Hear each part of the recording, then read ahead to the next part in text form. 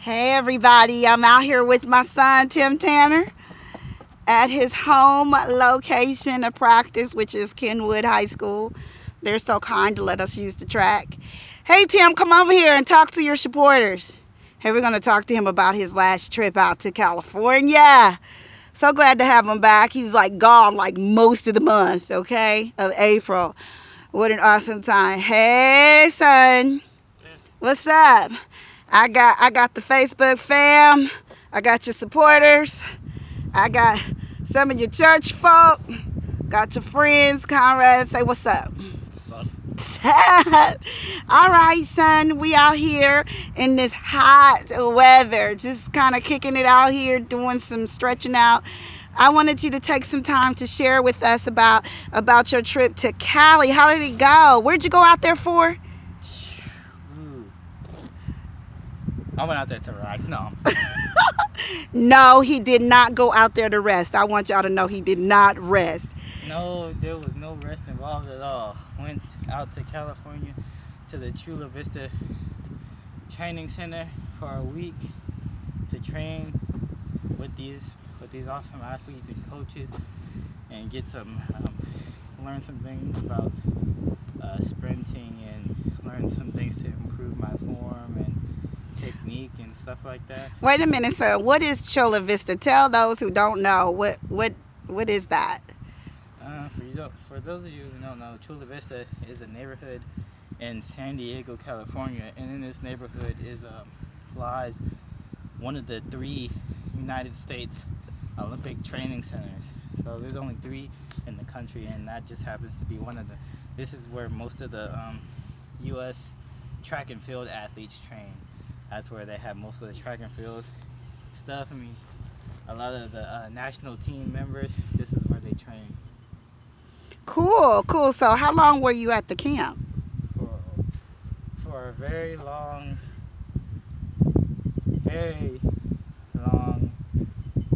endurance building week. So it's for a week. Now, for those who don't know, Tim was invited out by the U.S. Olympic team. They are looking hard at him being a part of the 2016 Paralympic team for Brazil. So they're kind of giving him a chance to kind of show his stuff. So after that week there, you got to do something else that was history making. What was that? I got to compete at my first large track meet outside of my school conference. I go to the Tennessee School for Blind, and we run in the NCASB, North Central Association for Schools for the Blind. And so our conference is very small. It just mainly consists of blind schools in the Midwest area. So we don't do a lot. So we mainly do the 400 one lap, and we don't do a 100 or a 200 because of some of the challenges of some of the athletes in that conference. But so we do 460. Those are our two sprinting events, and not much competition in there for me. I've gotten all first places last 2 years in a row, so hopefully we'll make that again next year. But it is time for me to get against some real competition. So Mount Sac Relays is like this shirt, which is awesome, that I bought there. Mount Sac 2015, where the world's best athletes compete. And that statement is true because Mount Sac, you have some of the greatest Paralympic and Olympic and colleges and high school masters and independent runners in the countries. So there's some real speed out there.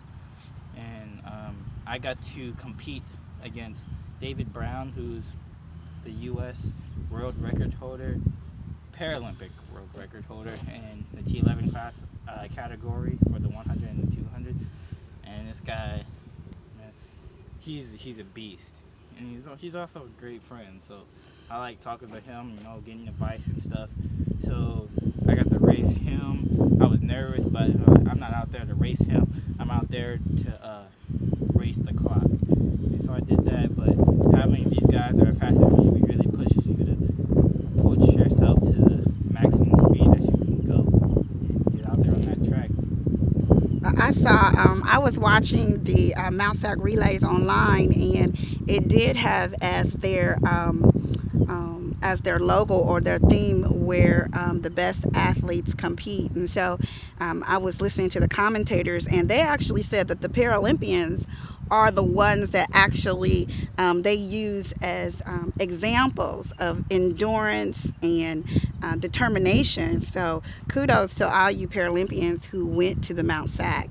Now, tell me how you felt running up against national champions, national Paralympian champions, world record holders. How did that feel?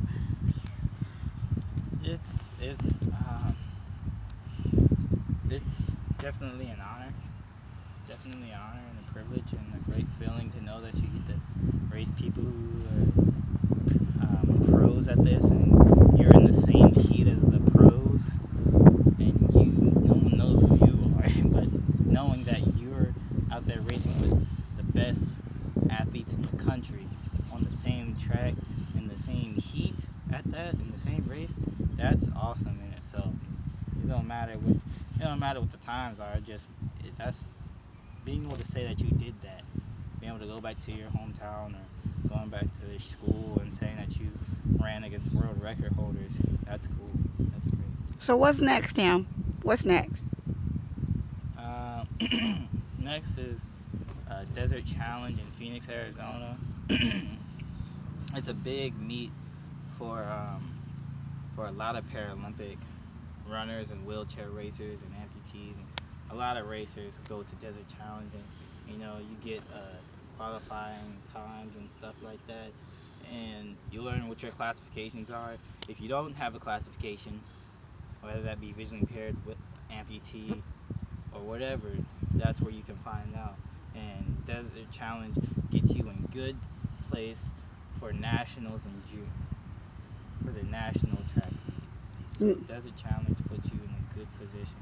It's it's great stuff. So is this one of the stepping stones to the 2016 Paralympics in Brazil? Yes, it is. No longer are the days where you can just have uh, uh, beat the national standards or world standard and qualify for the team, but um, you have you only have one chance to do this, and that's at nationals each year. So you have one chance to make a U.S. team or a world team, and that's at nationals. But Desert Challenge is putting you out there. It puts you out there in front of the committee, some of the other racers, and put your name up there on that scoreboard. And like, hey, this is what I can do. This is how fast I can run. You get to show them why you should be on the team, why they should pick you. Yeah. You know. Wow, we have about 2 minutes left. What do you want to say to those that's been supporting you or desire to support you? What do you want to say as you continue this journey? What's some comments you'd like to share? For everybody who supports me, um, parents, grandparents, school faculty, coaches, friends, and I definitely thank them for all their support. But I mean, you can't do any of it without without the what word do I want to use? The awesomeness of God. So you know, if it's all up to Him, and you do it all for Him. I mean, I don't have to be right here right now. I'm lucky to be here, and I'm grateful to God that I'm here.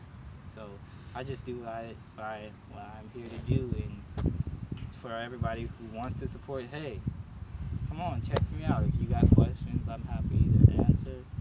If you want to sit down and talk, we could do that. And all options are on the table. Well, there you have it, everybody. Tim Tanner, your future Paralympian, representing Christ First, Clarksville, Tennessee School for the Blind, and Tennessee. And what we're praying for is the nation at the 2016 Paralympics in Brazil. We're signing off. This is Tim Tanner and his mom, and we love you. Bye. That